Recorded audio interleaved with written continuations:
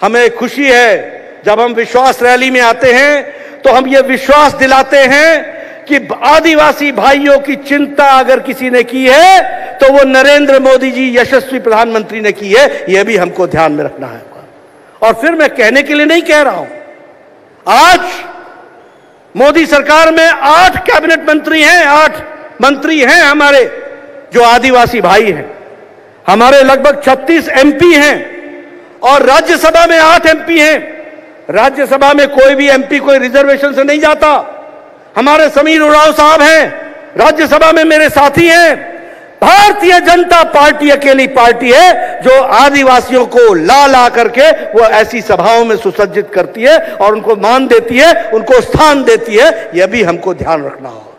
मित्रों, आज हमारे लगभग 190 आदिवासी एमएलए हैं, हमारे 2 गवर्नर हैं, हमारे 1 डिप्टी चीफ मिनिस्टर हैं।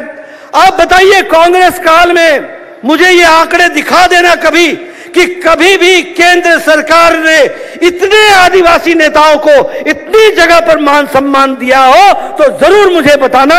ये न भूतो और होगा तो सिर्फ भविष्य में होगा और मोदी जी के ही द्वारा होगा। इस बात को हमको ध्यान में रखना है और याद रखना है, ये मैं कहना चाहता हूं।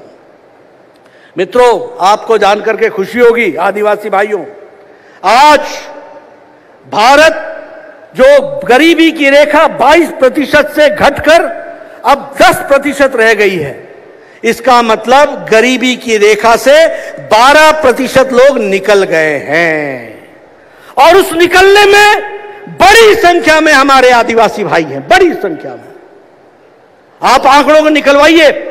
मैं अर्जुन मुंडा जी से निवेदन करूंगा कि जनता को बताएं कि हमारे गरीबी की रेखा से नीचे आने वाले लोग जो 12% घट गया है, सिर्फ 10% रह गया है। और ये 8 साल बेमिसाल मोदी जी के कारण हुआ है, जहां हमारी योजनाओं ने गरीबी को समाप्त करने में अपना योगदान किया है। और आपको और खुशी होगी कि अति गरीब की संख्या भारतवर्ष में 1% से भी नीचे ले आए हैं। 0.8% हमारे मोदी जी लेकर के आए और इसमें भी बड़ी संख्या हमारे आदिवासी भाइयों की है। और इसीलिए हम कहेंगे कि हमारे जो योजनाएं हैं उन योजनाओं का ठीक से प्रचार होना चाहिए। ये जो ये जो हर घर नल हर घर जल, ये जो मिशन है, इस मिशन में जहां 12 करोड़ लोगों के घरों में जल आना है, उसमें 9 करोड़ घरों में जल आ गया है। और आदिवासी भाइयों में 1 करोड़ 30 लाख घरों में जल पहुंच चुका है। यह मैं आपको बताना चाहता हूं। यह विश्वास की बात है जो हमको समझना होगा।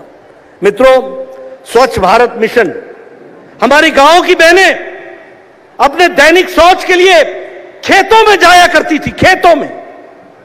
और यह छोटी संख्या नहीं थी, 11 करोड़ बहनें और 11 करोड़ बहनों के बच्चे ये खेतों में शौच जाया करते थे। आदरणीय प्रधानमंत्री जी ने इन 11 करोड़ बहनों को इज्जत देने का काम किया है और इज्जत घर देकर के शौचालय घर में बनाया है, तो वो आदरणीय नरेंद्र मोदी जी ने बनाया है। और आपको जानकर के खुशी होगी कि इस 11 करोड़ शौचालय में 1.5 करोड़ शौचालय आदिवासी बहनों के लिए, भाइयों के लिए बने हैं। यह है बदलती भारत की तस्वीर। आप समझिए कैसा भारत होगा जहां 11 करोड़ बहनें और 11 करोड़ बहनों के बच्चे ये खुले में शौच जाया करते थे। आज वो स्वास्थ्य की दृष्टि से और इज्जत की दृष्टि से 11 करोड़ बहनों को इज्जत दी है और आदिवासी बहनों को 1.5 करोड़ लोगों को यह इज्जत मिली है। यह हमको ध्यान में रखना होगा। 5 करोड़ 50 करोड़ लोगों को आयुष्मान भारत का कार्ड मिला है। और आयुष्मान भारत का कार्ड का मतलब है हर साल 5 लाख रुपए भारत सरकार की ओर से गंभीर बीमारियों से लड़ने के लिए व्यवस्था की है, तो नरेंद्र मोदी जी ने की है, आयुष्मान भारत ने की है। और मुझे खुशी है कि मोदी जी, जब मैं स्वास्थ्य मंत्री था तो यही रांची के धरती पर आकर सारे देश को यह तोहफा देने का काम किया, तो वह भी रांची की धरती से, झारखंड की धरती से किया था। आपको जानकर के खुशी होगी कि लगभग 90 लाख कार्ड आदिवासी भाइयों को मिले हैं और कौन है ये लोग? गरीब, रेड़ी वाला, फेड़ी वाला, रिक्शा वाला, ठेला वाला, चाय वाला, हमारे taxi driver, auto rickshaw driver, bus driver, cleaner, जाति से नहीं प्रोफेशन से, बाल काटने वाला हमारा नाई भाई, बार्बर, कूड़ेदान से इकट्ठा करने वाला प्लास्टिक, रैक पिकर, ऐसे गरीब लोगों को 50 करोड़ लोगों को 5 लाख रुपए सालाना गंभीर बीमारियों से लड़ने का काम अगर ने ताकत दी है तो नरेंद्र मोदी जी ने दी है। यह ध्यान में रखने की जरूरत है। और लगभग 90 लाख कार्ड जो है वो आदिवासी भाइयों को मिला है। प्रधानमंत्री आवास योजना, हम रांची आते थे बचपन में, हम घूमते थे, कच्चे मकान होते थे, खपड़ेल मकान होते थे, खपड़ेल भी टूटा होता था, पानी अंदर जाता रहता था, प्लास्टिक से उसको ढकते थे। आज प्रधानमंत्री जी का सोच 2024 तक कोई भी बिना पक्के मकान के नहीं रहेगा। और आपको जानकर खुशी होगी कि 3 करोड़ से ज्यादा पक्के मकान बना करके दे दिए गए हैं और हमारे आदिवासी भाइयों के लिए 39 लाख सैंक्शन हुआ है और 29 लाख मकान बनकर तैयार हो गए हैं प्रधानमंत्री आवास योजना में। यह है बदलती तस्वीर, यह है बदलता समाज और यह है भारतीय जनता पार्टी का विश्वास। और वो विश्वास इस विश्वास रैली में हमको देखने को मिलता है। मित्रों, प्रधानमंत्री किसान सम्मान निधि 10 करोड़ की जनता को आज हमारे 2 लाख करोड़ रुपए, उनके 2-2 हजार रुपए उनके किस्त उनके खाते में डाल दी गई है 11 किस्तों में। और उसमें भी 3 करोड़ यानी 10 करोड़ में 3 करोड़ 12 लाख ये हमारे आदिवासी भाई हैं। यह भी हमको याद रखना चाहिए। ये गरीबी की रेखा से हम नीचे क्यों आए? ये इसलिए आए क्योंकि प्रधानमंत्री अन्न योजना, प्रधानमंत्री गरीब कल्याण अन्न योजना ने 80 करोड़ की जनता को, जब से कोरोना आया है तब से अभी तक 80 करोड़ की जनता को 5 किलो गेहूं या 5 किलो चावल, 1 किलो दाल मुफ्त देने का काम किसी ने पकड़ा है तो आदरणीय प्रधानमंत्री नरेंद्र मोदी जी ने किया है। और उसको घर घर 35 किलो पहुंचाने का काम रघुवर दास जी ने डाकिया योजना के तहत किया। मैं रघुवर दास जी को भी इसके लिए बधाई देना चाहता हूं जिन्होंने आदिवासी भाइयों के लिए चिंता की है।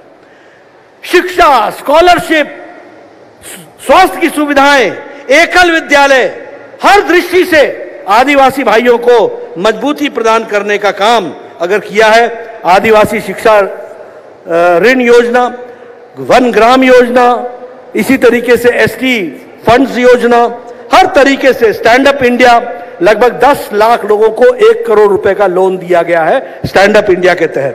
प्रधानमंत्री आदर्श ग्राम योजना, इसमें लगभग 36,428 हमारे ट्राइबल विलेज है जिनको आदर्श ग्राम बनाने की योजना बनी है। मित्रों, ये सारे के सारे काम हमारी सरकार ने किया है।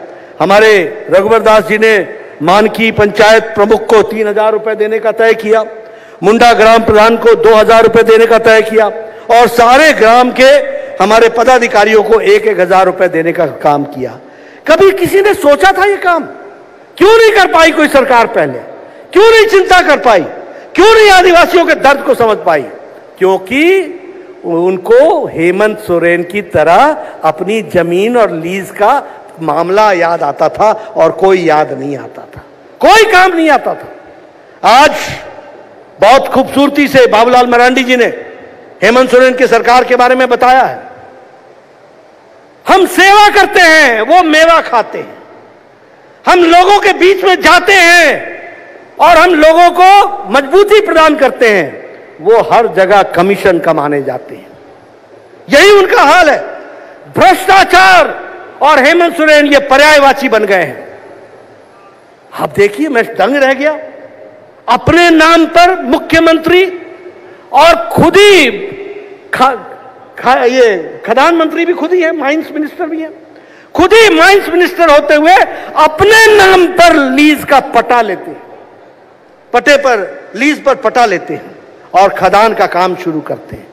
श्रीमती के नाम पर, भतीजों के नाम पर, भाइयों के नाम पर, रिश्तेदारों के नाम पर मैं ठीक बोल रहा हूं कि नहीं बोल रहा हूं? कमीशन खोरी और हेमंत सोरेन पर्यायवाची है कि नहीं है? पर्यायवाची है कि नहीं है? ऐसी सरकार को रहने देना है क्या? ऐसी सरकार को रहने देना है क्या? आप बताइए, नक्सलाइट की घटनाएं बढ़ी है कि नहीं बढ़ी हैं? नक्सलाइट के हौसले बुलंद हुए कि नहीं हुए हैं? जो रघुवर दास जी के सामने समय में दुबक करके किनारे होकर के झारखंड की धरती छोड़कर चले गए थे, आजकल दंदनाने लगे हैं कि नहीं लगे हैं? ऐसी सरकार को तुम यहां बर्दाश्त करोगे क्या? ऐसी सरकार रहनी चाहिए क्या? मित्रों, आज हमें दुख होता है। मैं भी रांची को जानता हूं, मैं भी झारखंड को जानता हूं। यह झारखंड ऐसी जगह थी कि रात को सड़क पर किसी का कोई सामान छूट जाए तो सुबह आकर के वो उठा लेगा वहां से, कोई उसको दूसरा हाथ नहीं लगाता था। ये झारखंड की तस्वीर मैंने देखी है। और आज मैं जानता हूं बहनों का बलात्कार हो रहा है, आदिवासियों का मर्डर हो रहा है, एक नहीं 7-7 मर्डर हो रहा है। काट करके, काटने के बाद जंगलों में फेंक देने का काम किया जा रहा है। पुलिस मूक दर्शक है। हेमंत सोरेन मजे मार रहे हैं, कोई उनको इसकी चिंता नहीं है। बहनें सुरक्षित नहीं है। वो हमारी पुलिस की बहन तिरछे जो उनके साथ हुआ, वह भी हम सबको मालूम है। और उसमें मुख्यमंत्री के ऑफिस के लोग बहुत नजदीकी से जुड़े हैं और खुलेआम घूम रहे हैं। ये तो वही हाल हो गया, अंधेर नगरी हो गई है और चौपट राजा है, टका शेर भाजी टका शेर खाजा है। यह स्थिति आकर के खड़ी हो गई है। कोई पूछने वाला नहीं है। जिस समाज में, जिस देश में महिलाओं की इज्जत न हो, जहां कमीशन खोरी हो, जहां भ्रष्टाचार दंदना के हो रहा हो। अभी अभी आपको पता चला, पकड़ाई कोई आईएएस ऑफिसर के घर में करोड़ों की संपत्ति निकली और दर्द कहीं पार्टी के नेताओं को होने लगा। क्यों होने लगा? क्या लगते थे वो आपके? क्या रिश्ता है आपका? मित्रों, ये जिस तरीके की स्थिति आज आकर के खड़ी हुई है, आप विश्वास रैली में आए हैं, मुझे ये विश्वास दीजिए कि आने वाले समय में जब भी वोट डालने का मौका मिलेगा, यहां सिर्फ कमल ही कमल खिलेगा, कमल ही कमल खिलेगा और यह विकास की ओर आगे बढ़ेगा। मैं ये विश्वास लेने आपसे आया हूं। हम लोग किसी नीति के लिए राजनीति करते हैं, कोई नीयत अच्छी रख करके राजनीति करते हैं, सेवा भाव से राजनीति करते हैं। आपकी तस्वीर बदले, तकदीर बदले, इसके लिए हम राजनीति करते हैं। गरीबी की रेखा नीचे चली जाए, कोई गरीब न रहे, कोई अति गरीब न रहे, सबको समान मौका मिले, यह मोदी जी का सपना है। सबको बराबर का अधिकार मिले, यह मोदी जी का सपना है। सबको समाज में बराबर के खड़े होकर के काम करने का मौका मिले, यह मोदी जी का सपना है। और इस सपने को पूरा करना इस विश्वास रैली में आए हुए एक एक सज्जन का काम है। यह आपको मैं आपसे जानना चाहता हूं। बोलिए, आप मुझे विश्वास दिलाते हैं? मुझे विश्वास दिलाते हैं? पीछे से विश्वास दिलाते हैं? एकदम पीछे से विश्वास दिलाते हैं? मित्रों, अगर आप मुझे विश्वास दिलाते हैं तो मैं मानूंगा कि यह विश्वास रैली कामयाब हुई है। इसी विश्वास के साथ आप सबने मेरी बात सुनी, आपका बहुत बहुत धन्यवाद। जय भारत, जय झारखंड, जय जोहार।